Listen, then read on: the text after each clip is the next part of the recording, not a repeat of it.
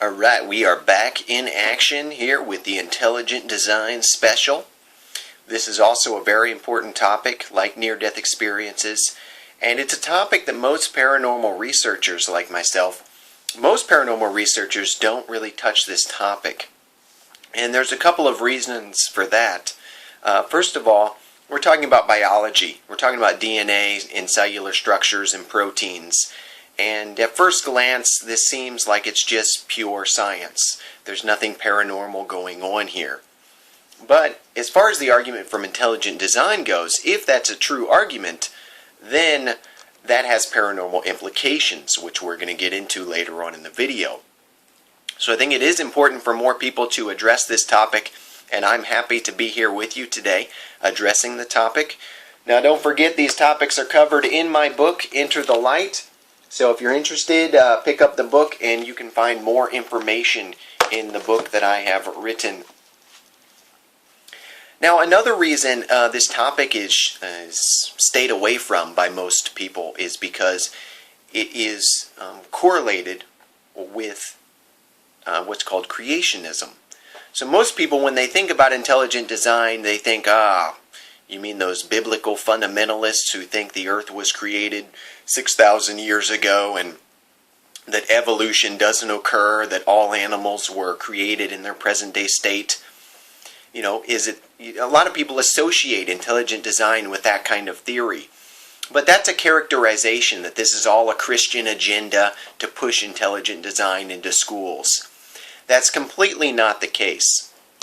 Intelligent design says that based on the scientific evidence, based on what we know about DNA, how it's a code, and based on what we know about proteins and protein machinery in the cell, there must be an intelligence underlying that can guide that evolution, because, you know, basically it's the best explanation. We cannot explain this on the basis of random mutations and natural selection.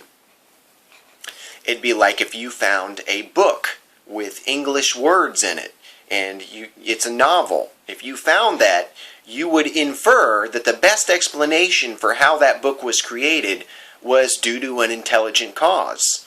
You would not infer that, well, let me see here, how can I explain this naturally? What can create these words? Maybe wind and, I don't know how you would do it naturally, but basically, intelligent design is the same basic thing. Based on the properties of the cell and DNA, we can infer that the best explanation is that it was created by an intelligence. Now, this does not mean there isn't evolution. Intelligent design is perfectly compatible with the idea of evolution of life forms over time. What intelligent design says is that this evolution was not unguided. It was guided by an intelligence. It must have an intelligence underlying this evolutionary process. Now, we're going to start with DNA. So what's the evidence for this? Well, it all begins with DNA. And let's check out my book here as I explain this very well in the book. Let's see here. So DNA has 4 nucleotide bases: adenine, cytosine, thymine, and guanine. And you can shorten these to just base letters like A for adenine, C for cytosine, T for thymine, and G for guanine. And they're located in the DNA molecule, and they act just like a digital code. Okay, so you have these 4 bases, A, C, T, and G, and based on their specific sequence in the DNA, that determines what function is conferred. So, for instance, when you're going to build a protein, now the human body is composed of hundreds of thousands of different proteins. Proteins are like the workers in the cell. They do different jobs like catalyzing chemical reactions, eliminating waste. Whatever jobs need to be done in your body, it's all protein machinery. But these proteins are highly specified in order to function. This protein A, is specified for its function. Protein B is specified for a different function. So very specified. and that's coded for in the DNA. Now, the DNA operates just like a digital code, like a computer code is composed of a sequence of zeros and ones.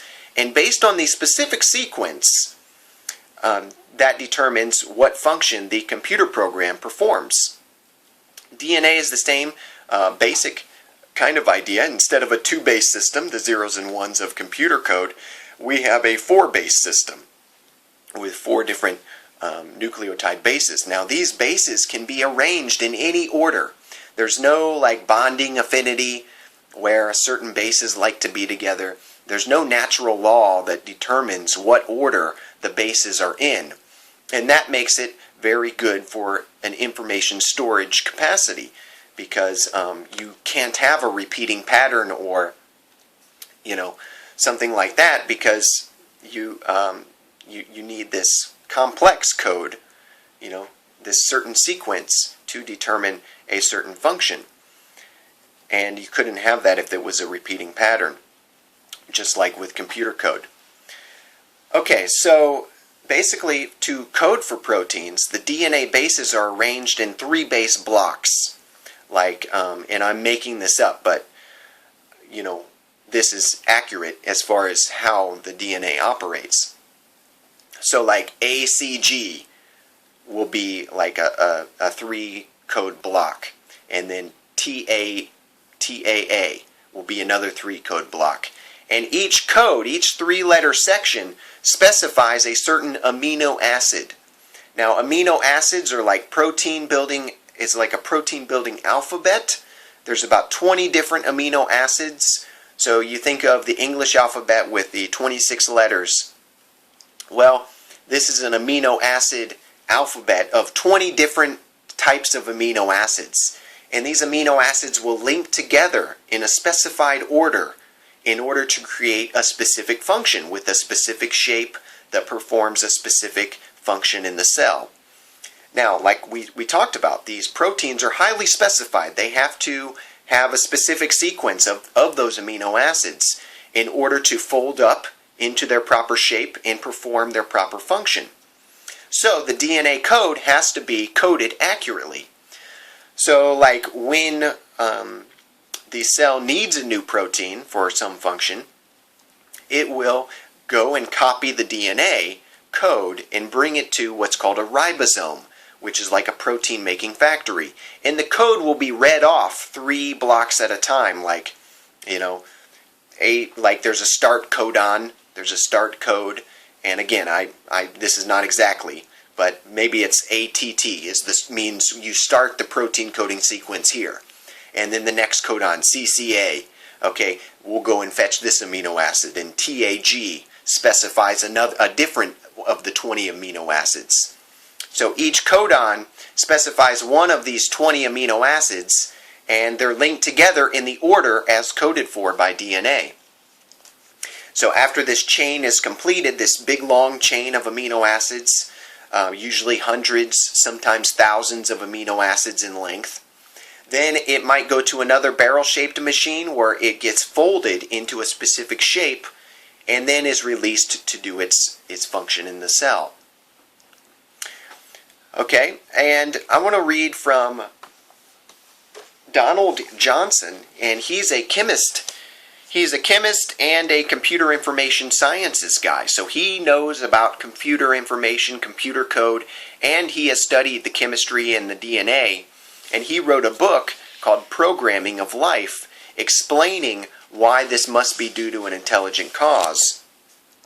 Now, in his book, in his quotes here, 54, in his book he says that all the known laws, theorems, and principles of information science indicate that codes, complex functional information, and prescriptive algorithmic information cannot arise from physicality. So he's saying no physical process can create these kind of complex functional codes. Complex, there's not a repeating pattern. Let's see, functional, right? The specific sequence determines its function. And a big thing about this that I need to go back and say is that, as far as coding for proteins, you might be thinking, well, possibly any kind of arrangement of amino acids will work. But that's really not the case. What's happening when you're coding for a protein, when you're linking those amino acids together, is that you're trying to get a specific sequence out of a vast possible range of sequences of those amino acids. Because most of these sequences of amino acids will not function. They will not be able to fold up into a complex three-dimensional shape and perform some duty within the cell. It's kind of like an English sentence. So, the dog has red fur, but I decided to dye it blue because it looks funny. That's a long, complex sentence, and each letter and each word has to be arranged properly for it to convey meaning to an English speaker. If I get drunk one day, and I'm just randomly arranging letters in my sentence, let's take this letter, move it over here, and let's flip these letters, and let's move this over here, and then, okay? The next morning, when you come and look at what I did to this sentence, you're going to look at me and you're going to be like, Dan, lay off the sauce, man. Hey, what are you doing over here? Because it's not going to be meaningful. In order for that sentence to be meaningful, I have to arrange the letters and words into a very specific, highly specific sequence.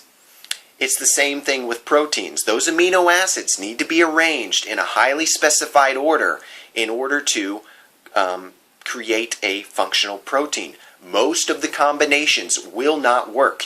You're like hitting a tiny target in a vast space of possibility. So that's very important to understand. It's the same with computer code. Okay, and lastly, Donald Johnson says, in examining any complex functional information where the source of the information is known, it invariably, no known exceptions, resulted from a source other than chance and or necessity. So he's saying, this does not result by chance. This does not just happen luckily, by a lucky chance. And it does not result by necessity. This just had to happen this way. So, what is that cause other than chance and or necessity? Well, it's intelligence. Think about it. Who writes information-rich novels? Who writes computer code? This highly complex specified information that conveys a function. Well, we do that. We are intelligent beings. And we do that. But we don't know any natural process that can make computer programs, that can write the computer code for us. If you think about that, that'd be great if we could just have some random mutation program and click enter, and then all of a sudden it creates the newest version of Microsoft Word. Of course, it's ridiculous. It's not going to happen. We need we need those intelligent engineers and software programmers to go in and design the Microsoft Word newest edition and input that functional code to be able to code for the new functions it's going to have. Okay.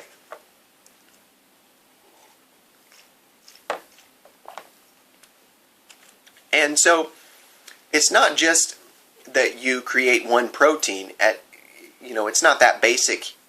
It's much more complex than that.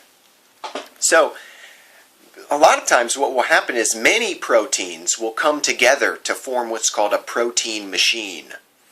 So, it'll be a complex of proteins that work together in some system to function within the cell. And Michael Behe gives a great example.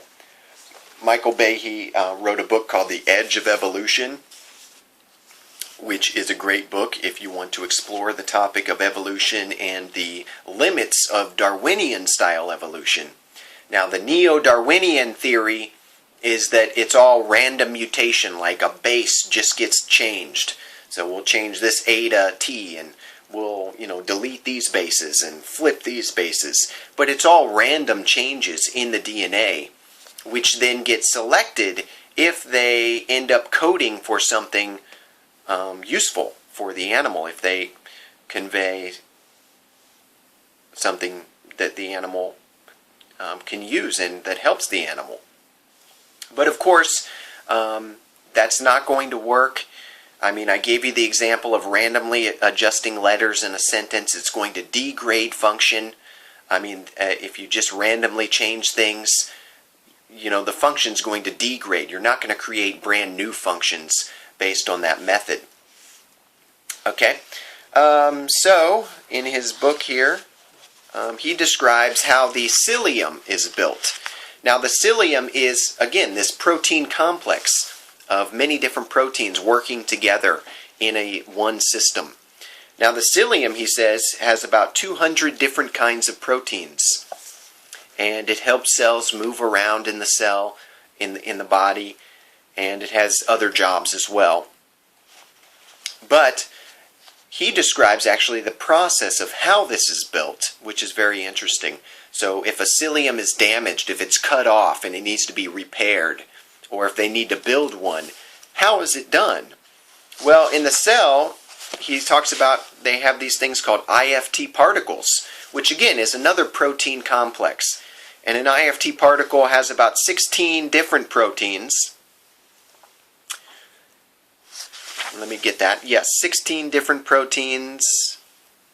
And each of the proteins that make up this complex has substructures that are good at binding diverse types of protein. So I like to think of it as like the cell's semi-truck. So it needs to be able to take on cargo to take to the building site where they're building the cilium. So it's a 16 protein complex that picks up other proteins that are needed in the construction of this other protein machine. And of course, this all has to be coordinated by regulatory information in the DNA. So the DNA doesn't just code for proteins, it also has information about how to regulate certain processes in the cell. And, there's 200 different kinds of proteins that make up the cilium. So the cell has to know how many of each kind of protein it needs, to construct this cilium, and when to cut off production of the proteins, when it has enough. So there's all kinds of regulatory controls there as well.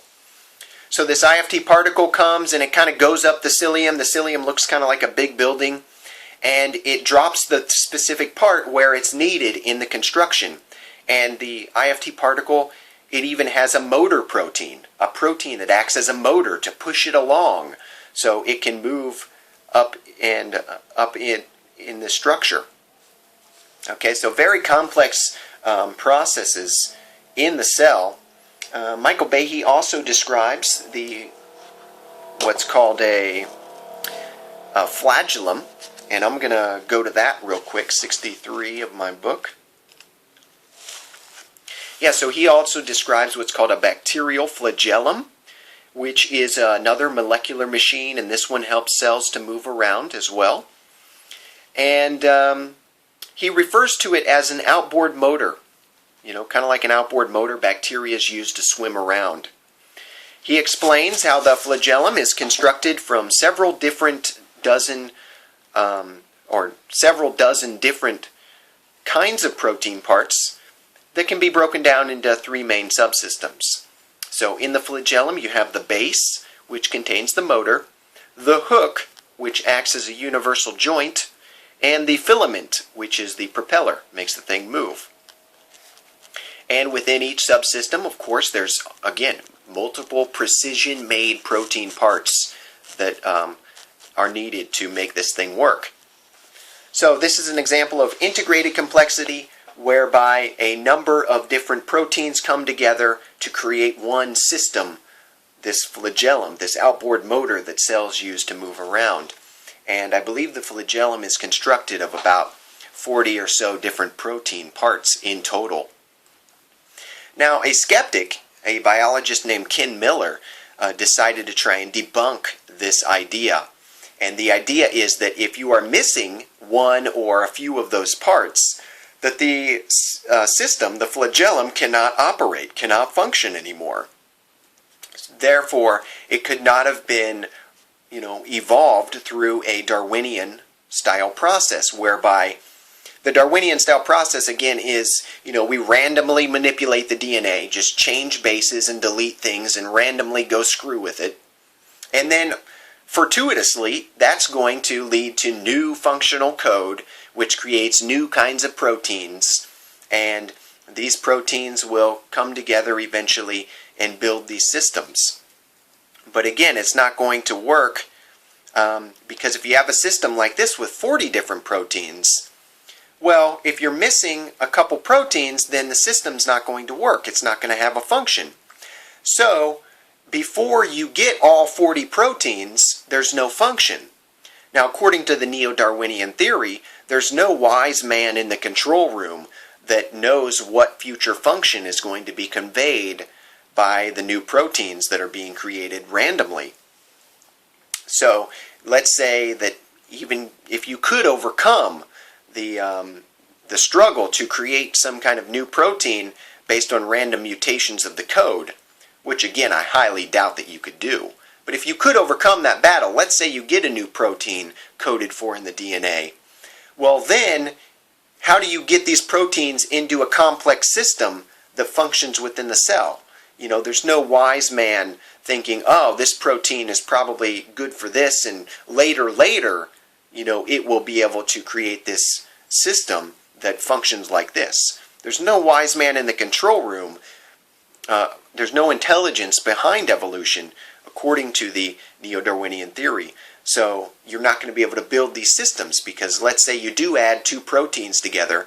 Well, it's not going to function until 40 more are added. And so that's not going to be selected by natural selection because it's going to have no function in the first place until you get all the proteins there. It's kind of like building a car. You know, if I just have the frame of my car, that's not going to help me drive around. That's not going to have a function. I need all the parts in place before it's ever functional. And if there's no intelligence that knows what kind of future function this frame is going to have and what kind of parts need to be added in order for that to function, then it's never going to be created.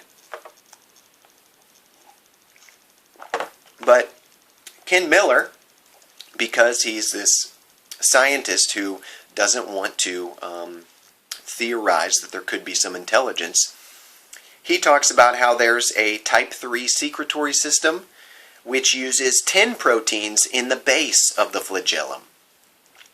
So about 10 of the 40 or 50 different proteins in the flagellum it uses, and it has a function in the cell. So he calls that a precursor system.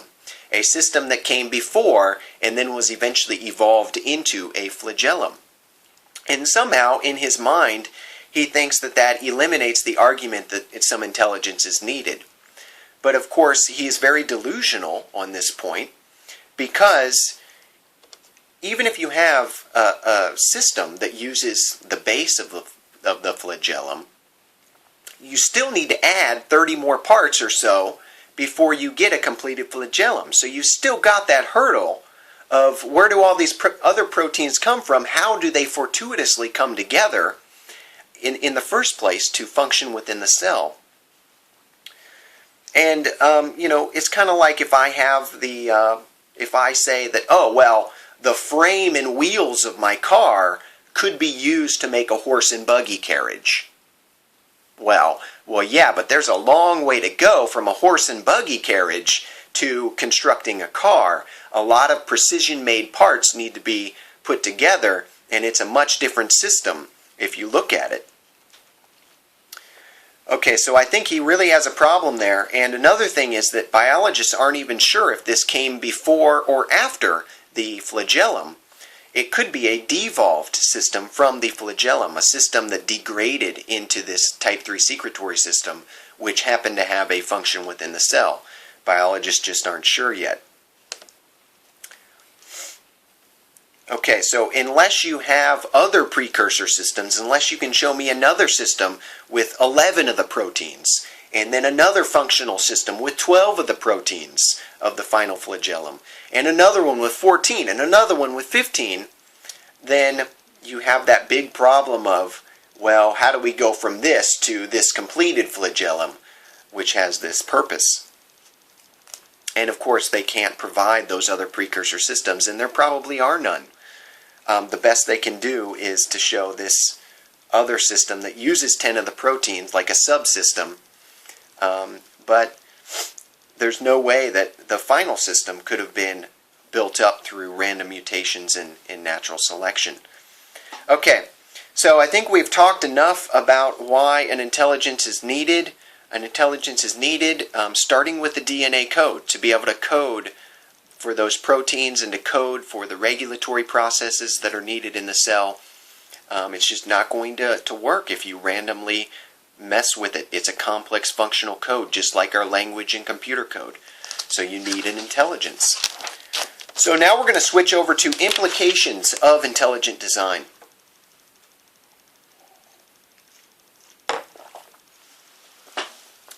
Okay, we didn't get into it, but there's a whole other argument that can be made for intelligent design on a universal scale, such as the fundamental constants of physics and the way different forces interact. It seems like it's fine-tuned to be able to create this kind of universe where life is possible.